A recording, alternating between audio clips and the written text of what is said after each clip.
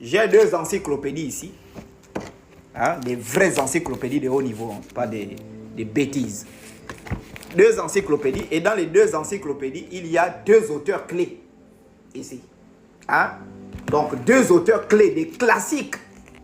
Vraiment, qui ont abordé la question de l'existence de Jésus. Mais le problème avec ces auteurs, ils ne parlent pas de Jésus, ni encore de Jésus de Nazareth ou de Jésus-Christ. Ils parlent d'un personnage qu'on appelle Christos et d'un personnage qu'on appelle Yeshua. Voilà. Et donc, je vais expliquer parce qu'il faut faire la différence entre Yeshua et Jésus-Christ, qui est un cube tétratronique créé par l'Église catholique pour emballer les gens, amener les gens dans l'enfer. Parce que Jésus de Nazareth est un cube tétratronique que l'Église catholique, les Romains anciens, avaient volé à l'ancienne civilisation qu'on appelle les tétrailles. Et ils ont volé ça, ils ont amené à Rome et ils ont mis ça pour dire Jésus-Christ c'est le Seigneur. Et tous ceux qui prononcent Jésus-Christ est Seigneur, ils rentrent, leur esprit rentre dans le cube tétratronique, gouverné par les quatre éléments de la terre que sont le feu, l'air, le vent et l'eau. Et ensuite, à l'intérieur de ce cube-là, il y a deux symboles mystérieux qu'on appelle premièrement, l'esprit, le cerveau humain, et deuxièmement, le néant. Mes chers amis, je n'ai rien contre ce jeune homme, parce que je ne le connais pas. Et la parole déclare qu'on ne lutte pas contre la chair et le sang, mais contre les principautés et les princes de ce monde. Donc, il joue très très bien son rôle, vraiment. Son rôle est d'amener un maximum de chrétiens dans l'abîme, de semer le trouble totalement dans leur cerveau, dans leur esprit. Il est en train de réussir, parce que quand on voit les commentaires de tous les gens qui le suivent, ça fait vraiment peur. Alors, l'esprit qui est en nous, je l'ai toujours dit, le Saint-Esprit ne va pas susciter les grands théologiens, non. Il va prendre les gens comme nous, comme ça, les gens qu'il a visités, les gens qui le connaissent. Oui, les gens qui le connaissent vraiment. Et c'est nous qui allons aussi parler de Jésus, parler de son esprit, parler de qui il est. C'est très important. C'est très, très important.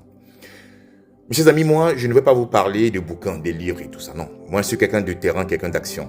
Je prends l'avion, j'arrive à Tel Aviv, je prends la voiture, je m'en vais à Jérusalem, je m'assois, j'apprends, je reviens. Parce que je dois savoir qui je suis. Il est qui? Je suis qui? Jésus, c'est qui? Donc, je veux aller à la source. Je ne veux pas prendre des bouquins, des livres comme ça et je veux présenter aux gens que voici. Non, non, non. Je veux aller à la source. C'est pour ça qu'on parle aujourd'hui. Parce que c'est le moment maintenant.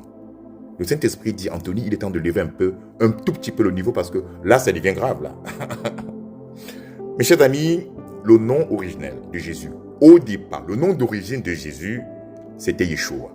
C'est comme ça. En hébreu, quand vous allez à Jérusalem, on n'appelle pas Jésus, Jésus. C'est Yeshua. Parce que il est né là-bas. C'est quelqu'un, c'est un hébreu. Voilà. Le Nouveau Testament a été écrit par les Grecs. Évidemment, il y a eu un glissement. Puisqu'à l'époque, ce sont les Grecs qui ont écrit le Nouveau Testament. Donc, Yeshua est devenu Jesus en grec. Et c'est Jesus qu'on l'appelait. Les apôtres l'appelaient Jesus. Les premiers disciples l'appelaient Jesus. C'était comme ça. Il y a eu un glissement naturel qui n'a rien enlevé à la personne de Yeshua du début. Ça n'a rien enlevé à son message profond. Ensuite, le glissement a continué. En italien, c'est autre chose. Le nom glisse. En français, on l'appelle Jésus-Christ. Ça glisse. En camerounais, on l'appelle Yesu Christus. Vous-même, quand vous changez et que vous partez dans un pays anglophone ou un autre pays, votre nom va changer. Ça n'enlève rien sur qui vous êtes. Il y a tout simplement un glissement naturel qui fait en sorte que, en fonction des langues, en fonction des traditions, en fonction des endroits, que le nom glisse et change. Ça n'enlève en rien que Jésus est le chemin, la vérité et la vie.